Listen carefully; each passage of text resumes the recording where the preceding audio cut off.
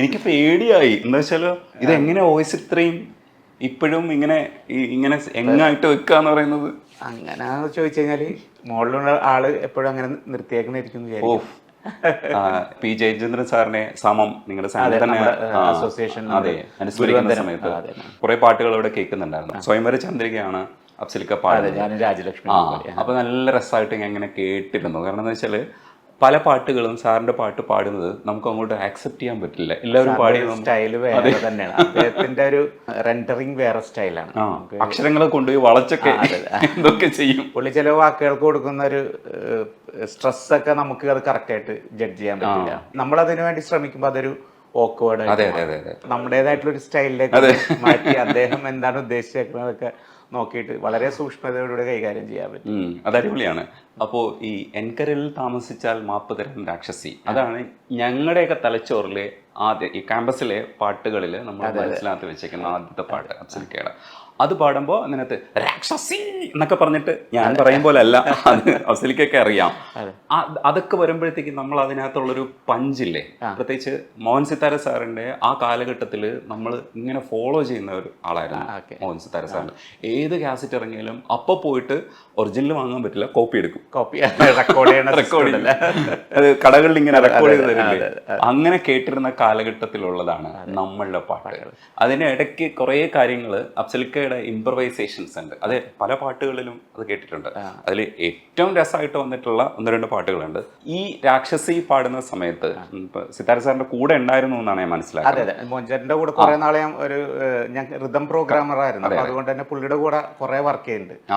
അപ്പൊ പുള്ളിയുടെ ഒരു സ്റ്റൈൽ ഓഫ് കമ്പോസിങ്ങും അതേപോലെ അതിനുവേണ്ടി വർക്ക് ചെയ്യുന്ന രീതികളൊക്കെ എനിക്ക് കുറെ അറിയാമായിരുന്നു എനിക്ക് അദ്ദേഹത്തിന്റെ.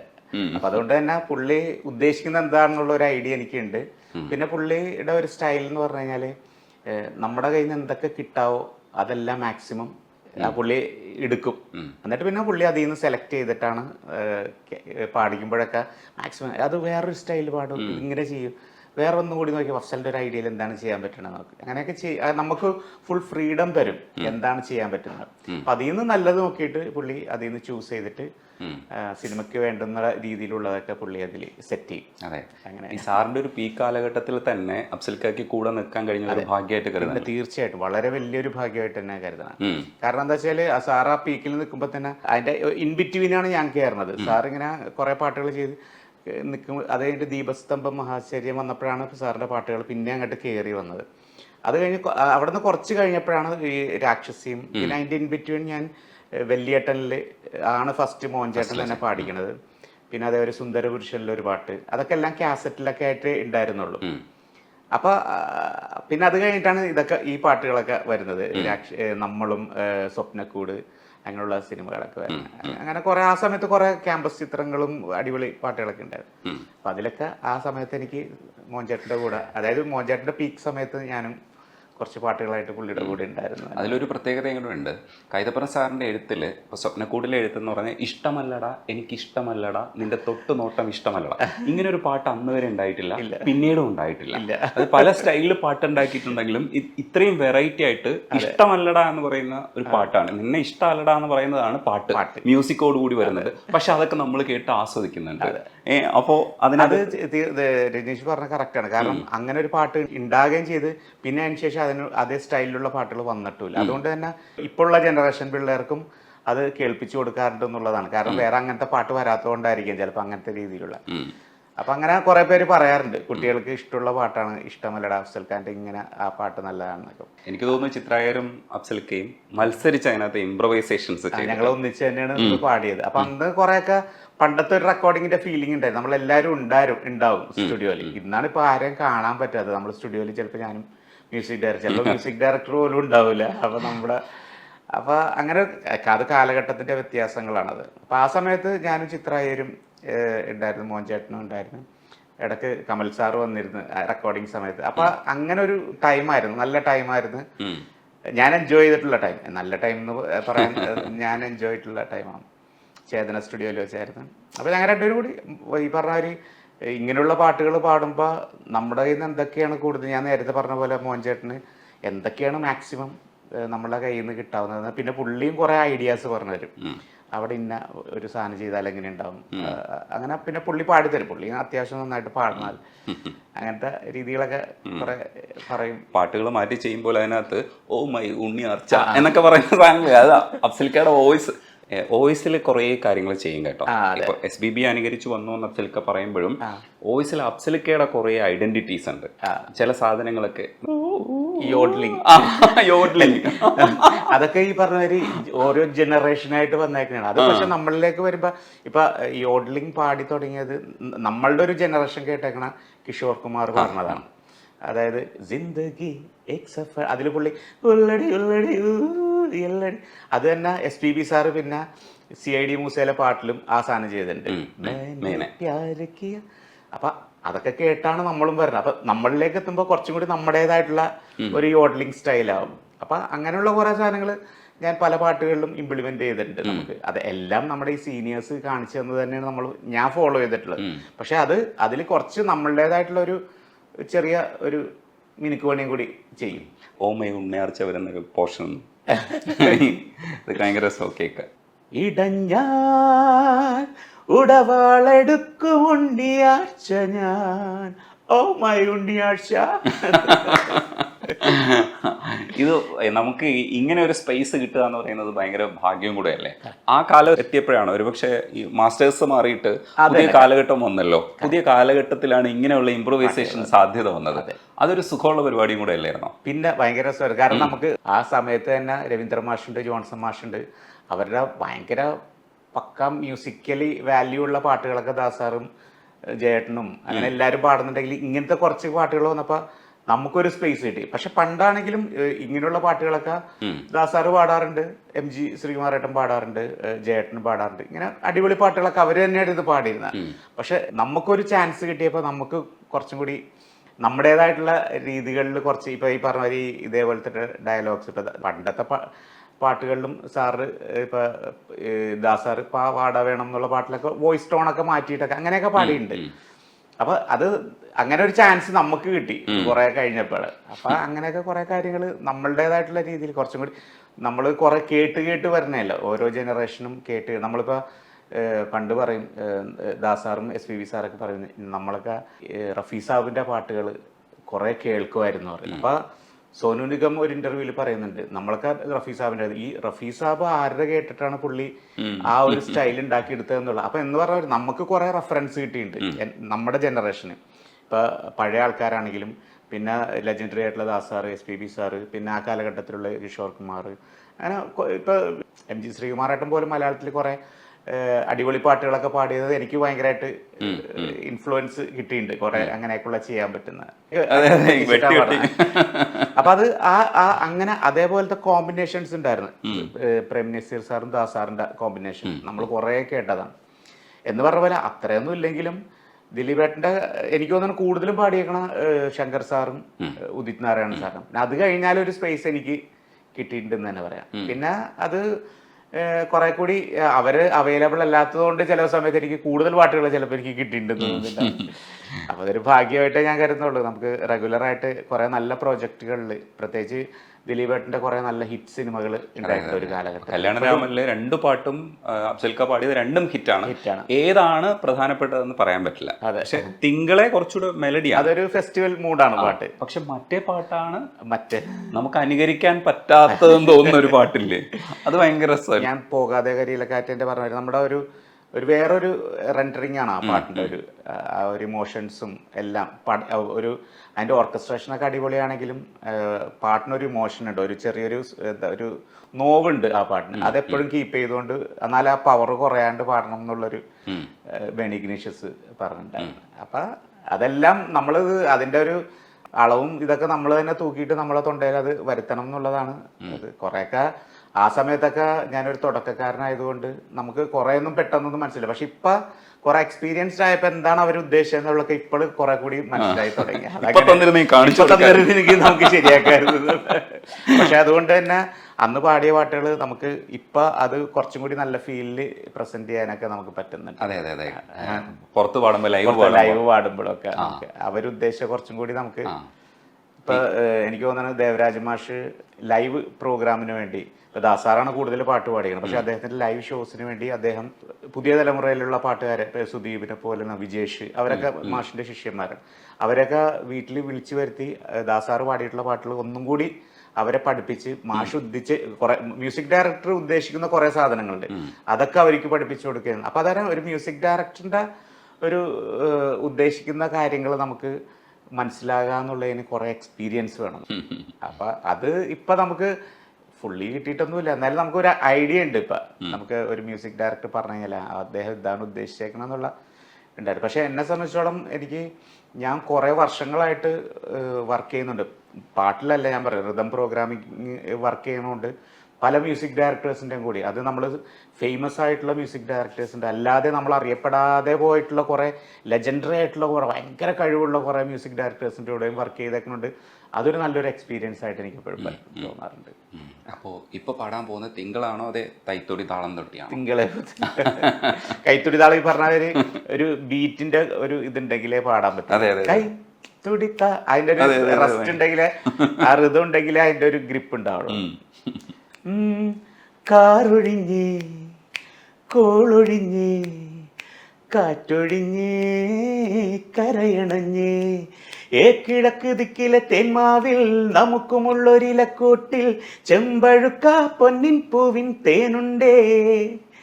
നിനക്കുമുണ്ടൊരു പൂക്കാലം എനിക്കുമുണ്ടൊരു പൂക്കാലം നമുക്ക് തമ്മിൽ ചേരാനില്ലൊരു പൂക്കാലം. ഇടനെഞ്ചിലെ നമ്പര ചിന്തിലെ തേൻ കുളിരണ പൂങ്കനവിൽ ഇനി നമുക്കൊരു മറുജന്മം കാത്തിരിക്കാം. കൈ തുടിതാളം തട്ടി തെയ് തകമേളമിട്ട് മെയ് നിറപ്പൊന്നും കെട്ടി വാ പെൺകിളി. കൈ മരക്കൊമ്പിലൊരു തൈ മണിക്കൂടും കെട്ടി മെയ് മലർ ചെണ്ടും കൊണ്ടേ വാ ആൺകിളി. ഓ ഓ ഇത് ശരിക്കുള്ള ലൈവ് കേൾക്കാൻ പറ്റിയ ഒരു സന്തോഷമില്ലേ? അതൊരു രസമല്ലേ? അഫ്സലിക്ക മുമ്പ് വന്നിരുന്ന് ഒരു പാട്ട് പാടി തരിക എന്നൊക്കെ പറഞ്ഞാൽ ഭയങ്കര രസമുള്ളൊരു പരിപാടിയാണ്. പാടി കഴിഞ്ഞതിന് ശേഷം നമ്മൾ ഓർക്കസ്ട്ര ഇല്ലാതെ വോക്കൽ മാത്രം നമ്മൾ കേട്ടു. അതിൽ ഏറ്റവും നമുക്കിപ്പോ ഓർക്കസ്ട്രയുടെ കൂടെ വരുമ്പോ നമുക്ക് അതിൽ എന്താണ് കുറവുള്ളതെന്ന് നമുക്ക് അറിയാൻ പറ്റൂല. അപ്പൊ സോളോ എന്ന് പറയും, നമ്മൾ ആ വോക്കൽ സോളോ ഇട്ട് കേട്ട് കഴിയുമ്പോ നമുക്ക് എന്തൊക്കെയാണ് അതിൽ കുറവ്, അപ്പൊ അതും കൂടി നമ്മൾ പെർഫെക്റ്റ് ആക്കിയിട്ടാണ് ഇപ്പൊ കുറെ കൂടി പാടുന്നത്. അങ്ങനെ ലൈവിലെങ്കിൽ അതെ. അപ്പൊ ലൈവില് അതേപോലെ നമ്മൾ മാക്സിമം പ്രാക്ടീസ് ചെയ്ത് അങ്ങനെ തന്നെ പാടാൻ ശ്രമിക്കും. അടിപൊളി. അഫ്സലിക്ക ശരിക്കും കൊച്ചിയുടെ ഗായകൻ എന്ന് കറക്റ്റ് ആയിട്ട് പറയാൻ പറ്റും അഫ്സലിക്ക്? തീർച്ചയായിട്ടും. വാപ്പ ശരിക്കും മ്യൂസിക്കുമായിട്ട് ബന്ധമുണ്ട്, അത്യാവശ്യം വായിക്കുകയൊക്കെ ചെയ്യുമായിരുന്നു. പഴയ കാലഘട്ടത്തിലെ കൊച്ചിയിലെ ഒരു പണ്ട് ഞാൻ പറഞ്ഞില്ലേ ഒരു 40 കാലഘട്ടങ്ങളിലാണ് ഇക്ബാൽ മ്യൂസിക് ക്ലബിലെ ഒരു മെമ്പറായിരുന്നു വാപ്പച്ചി. വാപ്സിയുടെ മ്യൂസിക്കാണ് നമ്മൾ കേട്ട് വളർന്നത്. നമ്മൾ സഹോദരങ്ങൾ അൻസാർക്ക് ആണെങ്കിലും ഷക്കീർക്ക് ആണെങ്കിലും എല്ലാവരും, ഞങ്ങൾ 9 മക്കളാണ്. കാലത്തെ വാപ്സി പള്ളിയിൽ പോയി വന്നു കഴിഞ്ഞാൽ ഹാർമോണിയായിട്ട് ഇരിക്കുന്ന അതൊക്കെയാണ് നമ്മൾ കണ്ടു വളർന്നേക്കുന്നത്. പുള്ളി കൂടുതലും ഹിന്ദുസ്ഥാനി പാട്ടുകളോടാണ് കൂടുതൽ ഇഷ്ടം. അപ്പൊ അതുകൊണ്ട് തന്നെ നമുക്ക് അതിന്റെ ആ ഒരു കേട്ട് അത് മനസ്സിന്റെ ഉള്ളിലുണ്ട്, ഒരു ഹിന്ദുസ്ഥാനി സ്റ്റൈലില് പാടാൻ. അതുകൊണ്ട് തന്നെ എനിക്ക് തോന്നുന്നു പോകാതെ കരിയിലൊക്കെ നമുക്ക് ആ ഒരു സ്റ്റൈലിൽ പാടാൻ പറ്റി എന്നുള്ളത് എനിക്ക് തോന്നിയിട്ടുണ്ട് പലപ്പോഴും. അൻസാർക്ക് ആദ്യത്തെ നമ്മുടെ റിയാലിറ്റി ഷോയിൽ പോയിട്ടുള്ളതാണ് 1997 ദൂരദർശൻ അവതരിപ്പിച്ച അൻസാർക്ക്. ഫസ്റ്റ് നമ്മളൊന്നും അങ്ങനെ പ്രതീക്ഷിച്ചില്ല ശരിക്കും പറഞ്ഞാൽ. ഇങ്ങനെ പോകുന്നുണ്ട്, ഇത് ഒരു മത്സരം ഉണ്ടെന്നൊക്കെ പറഞ്ഞു. അന്ന് ആദ്യമായിട്ടാണ് മത്സരം കേൾക്കണം. മറ്റേ നമ്മള് മറ്റുള്ള സ്റ്റേജിൽ നേരെയുള്ള മത്സരങ്ങളൊക്കെയാണല്ലോ നമ്മൾ കണ്ടത്. ഈ ചാനലിൽ ആദ്യമായിട്ട് അതും ദൂരദർശനിൽ എന്ന് പറഞ്ഞപ്പോൾ നമ്മള് എങ്ങനെ ഇരിക്കുന്നൊന്നും നമുക്കറിയില്ലായിരുന്നു. ദിവസം ഇതൊക്കെ കഴിഞ്ഞ് എനിക്കിപ്പോഴും ഓർമ്മയുണ്ട്, അന്ന് രാത്രി ഷൂട്ടൊക്കെ കഴിഞ്ഞിട്ട് വാതിൽ ഞാനാണ് തുറന്നു കൊടുക്കണം ഫൈനലി. എന്നിട്ട് പറഞ്ഞു എനിക്ക് ഫസ്റ്റ് കിട്ടിയടാന്ന് പറഞ്ഞിട്ട് ഒരു കോൾഡ്. അടിപൊളി. ഞങ്ങളൊക്കെ കൂട്ടുകുടുംബം അല്ലാന്ന്, അപ്പൊ എല്ലാരും ഒന്നിച്ചാണ് താമസിക്കണതൊക്കെ. അന്നത്തെ ഒരു നല്ല കാലഘട്ടമായിരുന്നു ശരിക്കും അതൊക്കെ. അത് കഴിഞ്ഞിട്ട് നിങ്ങൾ രണ്ടുപേരും കൂടെ ഗൾഫിലും ഒക്കെ ഒരുപാട്. അന്ന് അൻസാർക്ക് കുറെ ഷോസ് ചെയ്ത് ഇതിന്റെ ഒരു നമുക്കറിയാലോ, ഒരു ഈ പറഞ്ഞ ഒരു റിയാലിറ്റി ഷോയിൽ ഇപ്പൊ ഒരു ആള് വന്നു കഴിഞ്ഞാൽ പിന്നെ അത് ബേസ് ചെയ്തിട്ട് കുറെ ഷോസ്. അപ്പൊ അന്ന് അൻസാർക്കും ജ്യോതി മേനോനുമാണ് ഫസ്റ്റ് കിട്ടിയത്. അപ്പൊ രണ്ടുപേരും ചേർന്ന് കുറെ ഷോസ് ചെയ്തു. അപ്പൊ ഞാൻ അറേഞ്ചറായിട്ട് ഓർക്കസ്ട്ര അറേഞ്ച് ചെയ്യാനും കൂടെ പാടാനൊക്കെ ഞാനായിരുന്നു പോയിരുന്നത്. അങ്ങനെ കുറേ ഷോസ് ചെയ്തിട്ടുണ്ട്. പിന്നെ ഞങ്ങൾ അതുകൂടാതെ ഞങ്ങൾ അതിനു മുമ്പ് CAC എന്ന് പറഞ്ഞ ഗ്രൂപ്പ് ഉണ്ട്, Cochin arts and communication orchestra. അതിൽ ഞങ്ങൾ കുറേ വർഷം, ഒരു 3-4 വർഷം ഞങ്ങൾ പാടിയിരുന്നു അതിനു മുമ്പ്, അതായത് ഈ ഹംസധ്വനി ലാൻസാർക്കൊക്കെ കിട്ടുന്നതിന് മുമ്പ്. അതിനു മുമ്പാണെങ്കിലും ഷക്കീർക്ക ആണ് ഞങ്ങളെയൊക്കെ ബ്രദറാണ്. ഷക്കീർക്കാണ് പ്രൊഫഷണലായിട്ട് നമ്മുടെ കുടുംബത്തിൽ ഇതിലുണ്ടായിരുന്ന, മ്യൂസിക്കിലുണ്ടായിരുന്ന കോങ്കോ ഡ്രമ്മർ ആയിരുന്നു. എല്ലാവർക്കും അറിയാം, ദാസാറിൻ്റെ കൂടെ ഒരു 10-12 വർഷം ഓർക്കസ്ട്രയിലുണ്ടായിരുന്നു. അപ്പോൾ ഷക്കീർക്കാണ് നമ്മളെയൊക്കെ പ്രോഗ്രാമിനൊക്കെ നമ്മളെയൊക്കെ കൊണ്ടുപോകണം. അപ്പോൾ അവർക്കൊരു ഗ്രൂപ്പ് ഉണ്ടായിരുന്നു, ഷക്കീർക്ക ദാസാറിൻ്റെ കൂടെ വായിക്കുന്നവർ തന്നെ. ഷക്കീർക്ക അതേപോലെ ജെർസൻ ആൻ്റണി മ്യൂസിക് ഡയറക്ടർ, അങ്ങനെ ഒരു ഗ്യാങ് ഉണ്ടായിരുന്നു അവർക്ക് ഓർക്കുന്നത്. അപ്പോൾ അവർ ചില സമയത്ത് പ്രോഗ്രാംസ് ഒക്കെ എടുക്കുമ്പോൾ ഞങ്ങളെ പാടും. അപ്പോൾ ഷക്കീർക്ക് പറയും നമ്മുടെ അനിയന്മാരുണ്ട്, അവരെ കൊണ്ട് നമുക്ക്. അപ്പൊ അങ്ങനെ ചാൻസുകൾ കുറെ നമുക്ക് കിട്ടിയിട്ടുണ്ട്. അത് പിന്നെ എനിക്ക് ഈ പറഞ്ഞ ചിത്ര ചേച്ചിയുടെ പ്രോഗ്രാം ഇവർ ഓർക്കസ്ട്ര കൊടുക്കുന്ന സമയത്ത്, ആ കാലഘട്ടത്തിലും എനിക്ക് 19 വയസ്സുള്ള സമയത്ത് ഞാൻ ചിത്ര ചേച്ചിയുടെ കൂടെ പാടി തുടങ്ങി എന്ന് പറയാം. അങ്ങനെ ഗാനമേള കാലഘട്ടം അതാണ് നമ്മുടെ തുടക്കം. അപ്പൊ അതില് ബ്രദറിന്റെ ഒരു കോൺട്രിബ്യൂഷൻ നമ്മളെ സപ്പോർട്ട് ചെയ്യുന്നതിൽ നമ്മളെ കൈപിടിച്ചു കൊണ്ടുവരാൻ ഷക്കീർക്ക് ഉണ്ടായിരുന്നു. അത് വലിയൊരു കാര്യമായിരുന്നു. അഫ്സലിനെ കുറിച്ച് റിസർച്ച് ചെയ്യുന്ന സമയത്താണ് എനിക്ക് മനസ്സിലായത് മഞ്ഞക്കിളിയുടെ മൂളിപ്പാട്ടുണ്ടേൽ അറേഞ്ച് ചെയ്തിട്ടുള്ളത് പ്രോഗ്രാം ചെയ്ത് അത് രവീന്ദ്ര മാഷിന്റെ അത് അതിലെ 2-3 പാട്ടുകൾ ഞാൻ ചെയ്ത്. പിന്നെ രവീന്ദ്ര മാഷിന്റെ തന്നെ ഒരു ഡിവോഷണൽ വർക്കുകൾ ഉണ്ടായിരുന്നു, അതിലും ഞാനാണ് വർക്ക് ചെയ്തത്. പിന്നെ മാഷിന്റെ കൂടെ ഞാൻ കുറെ പ്രോഗ്രാംസിന് പോയിട്ടുണ്ട്. മാഷ് കുറെ ഷോസ് എടുക്കുമ്പോൾ അന്ന് ബിജു നാരായണനാണ് മാഷിന്റെ മെയിൻ സിംഗർ, മീൻസ് മലയാളം പാട്ടുകളൊക്കെ പാടുന്നത്. ഞാൻ തമിഴ് പാടാനും, പിന്നെ പ്രകാശ് ബാബു എന്ന് പറഞ്ഞ നമ്മുടെ ഒരു ഫോട്ടോ വെച്ചിട്ടുള്ള സുഹൃത്തിന്, പുള്ളി ഹിന്ദി പാടാനും. അപ്പൊ ഞങ്ങളെ രണ്ടുപേരും മാഷിന് ഭയങ്കര ഇഷ്ടമായിരുന്നു. അങ്ങനെ മാഷ് എപ്പോഴും ആ സമയത്ത് പറയും, നിങ്ങളെ രണ്ടുപേരും ഞാൻ സിനിമയിൽ പാടിക്കുന്നത്. പ്രകാശ് ബാബുവിന് അന്ന് ചക്രം എന്ന് പറഞ്ഞ സിനിമ ഉണ്ടായാലും ആദ്യം ചെയ്തൊരു ഇതുണ്ടായിരുന്നു, അതിൽ പാടിച്ചിട്ടുണ്ടായിരുന്നു. പക്ഷെ അത് ഫിലിം ഇറങ്ങിയില്ലായിരുന്നു. എന്നെ ഇങ്ങനെ പഠിക്കാന്ന് പറഞ്ഞ അങ്ങനെ കുറെ കാലം കഴിഞ്ഞ് പിന്നെ മാഷ് കുറച്ച് വയ്യാതെയൊക്കെ ആയി. അങ്ങനെ ഒരു വർക്ക്, ഗ്രീറ്റിംഗ്സ് എന്ന് പറഞ്ഞ ഒരു വർക്കിന് വേണ്ടി അതിൽ എന്നെ പാട്ട് പഠിപ്പിച്ച്. ഞാൻ വീട്ടിൽ എറണാകുളത്തായിരുന്നു മാഷ് ആ സമയത്ത്. അന്ന് പോയി പാട്ടൊക്കെ പഠിച്ചപ്പോൾ മാഷ് പറഞ്ഞു, ഇത് നീ പാടണ്ട, ഇത് വേറൊരു പാട്ട് നിനക്ക് ഞാൻ തരാമെന്ന് പറഞ്ഞു. പിന്നെ എനിക്ക് അതിനുള്ള ഭാഗ്യം ഉണ്ടായില്ല മാഷിൻ്റെ. പക്ഷെ മാഷിൻ്റെ കൂടെ കുറേ വർക്ക് ചെയ്ത് പ്രോഗ്രാംസിനും ഈ റെക്കോർഡിങ്സിനൊക്കെ കോറസ് പാടാനും, അതേപോലെ ഈ റിതം പ്രോഗ്രാമിങ് മഞ്ഞക്കിളിയുടെ മൂളിപ്പാട്ട്, അതാണ് ഇപ്പൊ മാഷിന്റെ കൂടെ ചെയ്തിട്ടുള്ള പാട്ട്. പിന്നെ അതേപോലെ മോഹൻചേട്ടന്റെ കുറെ ഈ പാട്ട് ദാദാ സാഹിബിലെ അല്ലിയാമ്പൽ പൂ, അതിനൊക്കെ പ്രോഗ്രാം ചെയ്തതാണ്. പിന്നെ കുറെ ആൽബം സോങ്സ് ഒക്കെ ഇഷ്ടം പോലെ, അതായത് ഈ മറ്റേ ക്രിസ്ത്യൻ ഡിവോഷനിൽ ഇസ്രായേലിൻ നാഥ് മാർക്കോസ് ചേട്ടന്റെ ഹിറ്റായിട്ട് അതൊക്കെ ഞാനാണ് പ്രോഗ്രാം ചെയ്തത്. പീറ്റർ സേനാന്റെ അത് പീറ്റർ സേനാനിലൊരു, പിന്നെ അതേപോലെ പാൽനില പുഞ്ചിരി എന്നുള്ള പാട്ടൊക്കെ ഉണ്ടല്ലോ മാർക്കോസ് ചേട്ടൻ മാപ്പിളപ്പാട്ട്, അതൊക്കെ അങ്ങനെ കുറെ പാട്ടുകളുടെ പിന്നണിയിൽ വർക്ക് ചെയ്തിട്ടുണ്ട്. ദിവസ്തംഭം മഹാശ്ചര്യത്തിൽ ഉണ്ടായിരുന്നോ? ആ സമയത്തൊന്നുമില്ല, ആ സമയത്ത് വർക്ക് ചെയ്യില്ല. അന്ന് റിതം പ്രോഗ്രാമിങ് മെയിനായിട്ട് ആ കാലഘട്ടത്തിൽ വർക്ക് ചെയ്തിരുന്ന എൻ്റെ ബ്രദർ ഷക്കീർക്ക, പിന്നെ ബെന്നി എന്ന് പറഞ്ഞിട്ട് ബെന്നി കണ്ണൻ എന്ന് പറഞ്ഞൊരു ഇതുണ്ടായിരുന്നു, അതിൽ ബെന്നി ചേട്ടനാണ് ചെയ്തിരുന്നത്. പിന്നെ ട്രിവാൻഡ്രത്ത് ലാലപ്പൻ എന്ന് പറഞ്ഞിട്ട് ലാലപ്പണ്ണൻ എന്ന് പറയും. അങ്ങനെ കുറച്ചുപേരെ റിതം കമ്പോസർ ചെയ്യുന്നുള്ളൂ. പിന്നീട് കുറെ പേരുണ്ടായിരുന്നു. ഞാൻ വന്നപ്പോഴത്തേക്കും 2-3 പേരും കൂടി വേറെ കുറെ പേര് വന്നിരുന്നു. പക്ഷെ വർക്കുകൾ കുറെ ഉണ്ടായിരുന്നു ആ സമയത്ത് നിറയെ കാസറ്റ് വർക്കുകൾ, ഈ ആൽബംസ് ആണെങ്കിലും ഡിവോഷണൽ സോങ്സുകൾ, Hindu devotional song, Christian devotional song, മാപ്പിളപ്പാട്ടുകളുടെ വർക്ക്, അല്ലാതെയുള്ള വർക്കുകൾ നിറയെ. അതായത് ഒരു എല്ലാ ദിവസവും നമുക്കൊരു ജോലിക്ക് പോകണ വരെയാണ്. രാവിലെ 8:30 വീട്ടിൽ നിന്ന് ഇറങ്ങും, സ്റ്റുഡിയോയിൽ വരും, വൈകുന്നേരം, അതായത് ഞായറാഴ്ച പോലും ഒഴിവുണ്ടായിരുന്നില്ല എന്നുള്ളതാണ്. അത്രയും റെക്കോർഡിങ്സ് ആയിരുന്നു എറണാകുളത്തുള്ള എല്ലാ സ്റ്റുഡിയോസിലും.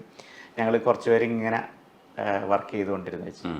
അതിൽ ഇതേപോലുള്ള രവീന്ദ്ര മാസ്റ്റർ പോലെയുള്ള, മോഹൻചേട്ടനെ പോലുള്ള പ്രഗത്ഭരുണ്ട്. ഞാൻ പിന്നെ നേരത്തെ പറഞ്ഞില്ലേ, കഴിവ് നമ്മളറിയപ്പെടാത്ത ഭയങ്കര മ്യൂസിഷ്യൻസ് വേറെ അവരുടെ കൂടെ ഈ നാടകങ്ങൾക്കൊക്കെ ചെയ്യുന്ന, അതായത് കലവൂർ ബാലമാഷ്, ഫ്രാൻസിസ് വലപ്പാട്, കുമരകൻ രാജപ്പൻ ചേട്ടൻ, പിന്നെ വൈപ്പിൻ സുരേന്ദ്രൻ, അങ്ങനെയുള്ള. പിന്നെ അതേപോലെ കുറച്ചും കൂടി യങ് ആയിട്ടുള്ളതാണെങ്കിൽ സെബി നായരമ്പലം, പിന്നെ ആലപ്പി ഋഷികേഷ്, അങ്ങനെ കുറെ. ഇവരൊക്കെ അവരുടേതായിട്ടുള്ള വേറെ രീതിയിലുള്ള മ്യൂസിക്കുകളാണ് നമ്മുടെ മെയിനാണ്. പക്ഷെ ഡ്രാമയ്ക്ക് വേണ്ടി വേറെ തലത്തിലുള്ള അതിൻ്റെ പാട്ടുകളും, പിന്നെ അതിൻ്റെ റീ റെക്കോർഡിങ്ങും, അങ്ങനെയൊക്കെ ആലപ്പി രംഗനാഥ് സാറ്, പുള്ളിയുടെ പാട്ടുകൾ പണ്ടുപോലെ നമ്മൾ കേൾക്കണം. പക്ഷെ ഞാൻ പുള്ളിയുടെ കൂടെ വർക്ക് ചെയ്തേക്കുന്ന നാടകങ്ങളുടെ വർക്കിന് വേണ്ടിയാണ്. അങ്ങനെയുള്ള കുറെ പേരുടെ കൂടെ വർക്ക് ചെയ്യാനുള്ള ഭാഗ്യം കിട്ടിയിട്ടുണ്ട്. അത് വേറൊരു എക്സ്പീരിയൻസ് ആയിരുന്നു. ഈ SPB അധ്യായത്തിലേക്ക് വരുന്നതിന് മുമ്പ് പെണ്ണേൻ പെണ്ണെ, ആ പാട്ട് പാടി.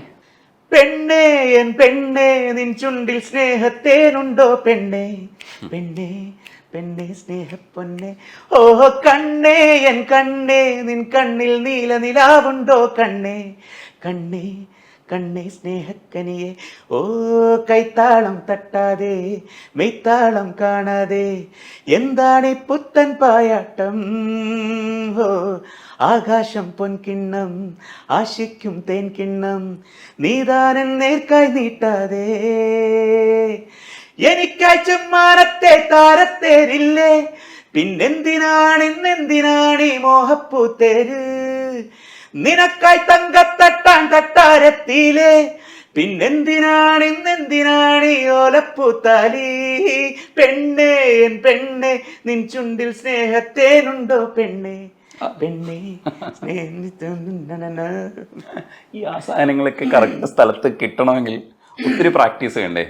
അത് ഓട്ടോമാറ്റിക് ആയിട്ട് വരണത്. അത് എനിക്കത് തോന്നിയിട്ടുള്ള അത് SPB സാറിന്റെ ഒരു സ്റ്റൈലാണ്. സാർ അങ്ങനെ പാടുമ്പോൾ ഓട്ടോമാറ്റിക് വരാറുണ്ട്. അത് ഞാൻ അങ്ങനെ പാട്ട് പഠിച്ചുകൊണ്ട് എനിക്ക് ചില പാട്ടുകൾ അങ്ങനെ ഓട്ടോമാറ്റിക് ആയിട്ട് വരും. അപ്പൊ സാറ് പാടുമ്പോ സാറിന്റെ ഈ പാട്ട് റംബംബം ആരംഭം, പുള്ളി പാടുമ്പോ റംബംബം ആരംഭം അബംബം അബംബം പേരിമ്പം 7-8 ഇങ്ങനത്തെ സാധനം. അത് പുള്ളി പാടുമ്പോ അങ്ങനത്തെ പെപ്പി നമ്പർ പാടുമ്പോ പുള്ളിക്ക് അങ്ങനെ ഇതുണ്ട്. അത് ഞാൻ പഠിച്ചപ്പോ എനിക്ക് അത് അങ്ങനത്തെ അതേപോലുള്ള പാട്ടുകൾ വരുമ്പോ പെണ്ണേ അതങ്ങനെ വരും, പെണ്ണെ അങ്ങനെ അത് നമ്മുടെ ഓട്ടോമാറ്റിക് ആയിട്ട് വരും. ചിലത് അങ്ങനെ ഇടാൻ പറ്റും. പക്ഷെ അഫ്സൽക്ക സംസാരിക്കുന്ന സമയത്ത് വളരെ മയമായിട്ട്, ഇപ്പൊ ഞാൻ നേരിട്ട് സംസാരിച്ചിട്ടുള്ളപ്പോഴൊക്കെ അഫ്സൽക്ക സംസാരിക്കുമ്പോ സോഫ്റ്റ് ആയിട്ട് ആ എന്തൊക്കെയുണ്ട് അത്രയൊക്കെ ഉള്ളൂ വർത്താനം. പക്ഷെ പാട്ട് പാടുമ്പോ വെച്ചാൽ അതിഭീകരനാണ്. എന്ന് വെച്ചാൽ ഇത് നമ്മൾ കണ്ട ഈ മനുഷ്യനല്ലല്ലോ ഇതെന്ന് പറയില്ലേ, അതെങ്ങനെയാ അഫ്സലിക്ക ഈ അന്യനമ്പിയാവുന്നത്? പല വർക്ക് മ്യൂസിക് ഡയറക്ടർ ഇപ്പൊ മോഹൻചേട്ടന്റെ കൂടെ വർക്ക് ചെയ്യുമ്പോ അങ്ങനെ മോഹൻചേട്ടൻ പറയാറുണ്ട് എപ്പോഴും ഇങ്ങനെ പവർ ചെയ്ത് പാടണം. അത് കുറെയൊക്കെ അവരുടെ ഒരു ക്ലാസ് ആണ് എനിക്ക് കിട്ടിയേക്കണം. കാരണം അങ്ങനത്തെ പാട്ടുകൾ പാടിയേക്കണോണ്ട് ഇപ്പൊ എൻകരലിൽ താമസിച്ചാൽ അതായത് അതിനു മുമ്പ് ഈ മറ്റേ വെല്ലിയേട്ടനിൽ ഒരു പാട്ട് പാടി കണ്ണിലമ്പും വില്ലും കൊണ്ടെന്റെ, ഈ പാട്ട് അതാണ് ഫസ്റ്റ് പാടുന്നത്. അപ്പൊ ഞാൻ അത് പേടിച്ചാണ് അന്ന് പാടുന്നത്. അപ്പൊ മോഹൻചേട്ടൻ പറഞ്ഞു അതായത് നല്ല പവറായിട്ട് പാട്, കണ്ണിലമ്പും വില്ലും കൊണ്ടെന്റെ ഈ കൽബി, നമ്മള് ആ ലിറിക്ക് കേൾക്കുമ്പോ കണ്ണിലമ്പും വില്ലും കൊണ്ടെന്റെ ഈ കൽബി, അവ പറയല്ലേ നല്ല പവർ ചെയ്ത് പാടണത്. പക്ഷെ എന്നാലും ഇമോഷനും ഉണ്ടാവണം, നല്ല ആ ഒരു ഫീലും വേണം പറയും. അപ്പൊ അങ്ങനെ അവരുടെ ഒരു ക്ലാസ് ആണ് അതൊക്കെ ശരിക്കും പറഞ്ഞു. പിന്നെ നമുക്ക് ആ ഒരു ഐഡിയ കിട്ടി, ഇന്ന പാട്ട് ഇത്ര ഫോഴ്സിൽ പാടിയാലായിരിക്കും അത് ആൾക്കാരിലേക്ക് എത്തുന്നത് എന്നുള്ളൊരു നമുക്കും ഒരു അറിവായിട്ട് അത് മാറി, എക്സ്പീരിയൻസ് ആയിട്ട് മാറി. പിന്നെ അങ്ങനെയൊക്കെ നമ്മളും ഇപ്പൊ ഒരു മ്യൂസിക് ഡയറക്ടർ പറഞ്ഞു തരുമ്പോ നമുക്ക് ചിലപ്പോൾ അവർ ഉദ്ദേശിക്കുന്നത് എന്താണെന്ന് നമുക്ക് ഓട്ടോമാറ്റിക് ആയിട്ട് നമുക്ക് അറിയാൻ പറ്റും.